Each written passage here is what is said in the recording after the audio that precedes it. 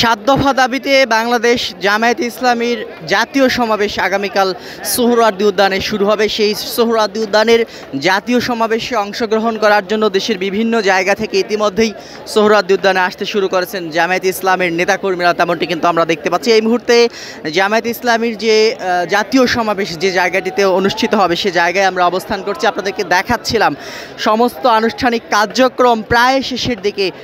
এই যে জাতীয় সমাবেশ অনুষ্ঠিত হচ্ছে সাত দফা দাবিতে যে জাতীয় সমাবেশ, সে জাতীয় সমাবেশকে ঘিরে জামায়াতে ইসলামের নেতাকর্মীদের মধ্যে বেশ উৎফুল্ল পরিবেশ বিরাজ করছে এই মুহূর্তে সোহরাওয়ার্দী উদ্যানে। আপনাদেরকে যেমনটি দেখাচ্ছিলাম, এই মুহূর্তে কিন্তু যে বিশাল একটি মঞ্চ তৈরি করা হচ্ছে, মঞ্চের কাজ প্রায় শেষের দিকে।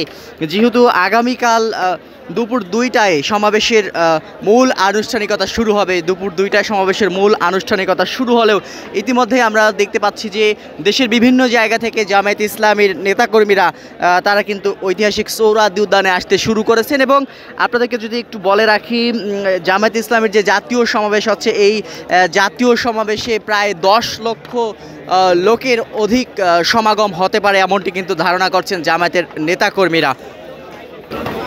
যে 7টি দাবি নিয়ে জামায়াতের জাতীয় সমাবেশ অনুষ্ঠিত হচ্ছে তার মধ্যে অন্যতম দাবিগুলো হচ্ছে 2024 সালের আগস্ট গণহত্যায় সংগঠিত গণহত্যার বিচার করতে হবে, রাষ্ট্রের সব স্তরে মৌলিক সংস্কার, ঐতিহাসিক জুলাই সনদ ও ঘোষণাপত্রের পূর্ণ বাস্তবায়ন, জুলাই অভ্যুত্থানের শহীদ ও আহত পরিবারের পুনর্বাসন, জনগণের প্রকৃত মতামতের প্রতিফলন ঘটাতে পিআর পদ্ধতিতে নির্বাচন।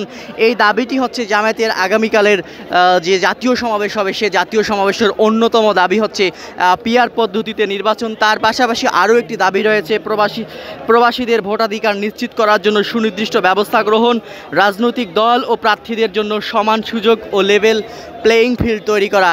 এই 7টি দাবি নিয়ে জামায়াতের আগামীকাল সোহরাওয়ার্দী উদ্যানে জাতীয় সমাবেশ অনুষ্ঠিত হবে এবং তারা বলছেন যে এই সমাবেশটি যাবৎকালের স্মরণকালের একটি বড় সমাবেশ হবে এবং জামায়াতে ইসলাম সোহরাওয়ার্দী উদ্যানে প্রথমবারের মতো এত বড় সমাবেশের আয়োজন করছে। এই সমাবেশের আয়োজনকে ঘিরে সোহরাওয়ার্দী উদ্যানে আমরা দেখেছি সোহরাওয়ার্দী উদ্যানে 30টির বেশি LED স্ক্রিন স্থাপন করা হয়েছে এবং সমাবেশ স্থলের বাহিরে পুরো সোহরাওয়ার্দী উদ্যানের আশেপাশে প্রায় 300টিরও বেশি মাইক লাগানো হয়েছে, যাতে করে যারা নেতাকর্মীরা আসবেন সে সমাবেশ দেখতে এবং শুনতে ভালোভাবে দেখতে এবং শুনতে পারেন।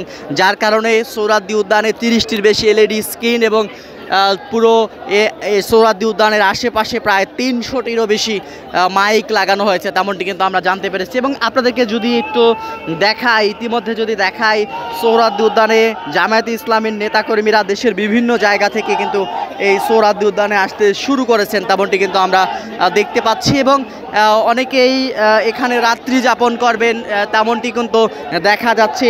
এই যে সমাবেশ, এই সমাবেশে অংশ নেওয়ার জন্য দেশের বিভিন্ন জায়গা থেকে প্রায় 10,000-এরও বেশি বাস রিজার্ভ করেছেন জামায়াতে ইসলামের নেতাকর্মীরা, তেমনটি কিন্তু আমরা সংবাদ মাধ্যমে বিভিন্ন মাধ্যমে জানতে পেরেছি। এবং জামায়াতে ইসলামের নেতাকর্মীরা তারা কিন্তু এই সমাবেশকে ঘিরে সমাবেশে অংশগ্রহণের যাতায়াতের সুবিধার্থে বিশেষ ট্রেনের ব্যবস্থা রয়েছে, তাদের জন্য বিশেষ ট্রেন তারা ভাড়া নিয়েছেন রেলওয়ে কর্তৃপক্ষের মাধ্যমে, তেমনটি কিন্তু আমরা জেনেছি। তবে সব মিলিয়ে এখন পর্যন্ত সোহরাওয়ার্দী উদ্যানে যেটি আমরা দেখতে পাচ্ছি, সোহরাওয়ার্দী উদ্যানে কিন্তু জামায়াতের নেতাকর্মীরা রাতেই আসতে শুরু করেছেন এবং রাতেই এখানে অনেকে অবস্থান করবেন, তেমনটি কিন্তু আমরা দেখতে পাচ্ছি। তো এই ছিল এখন পর্যন্ত জামায়াতের আগামীকাল যে জাতীয় সমাবেশ অনুষ্ঠিত হবে, শেষ জাতীয় সমাবেশ শুরুর আগে আজকে রাতেই যে জামায়াতের নেতাকর্মীরা ঐতিহাসিক সোহরাওয়ার্দী উদ্যানে আসতে শুরু করেছেন সেটির সর্বশেষ পরিস্থিতি।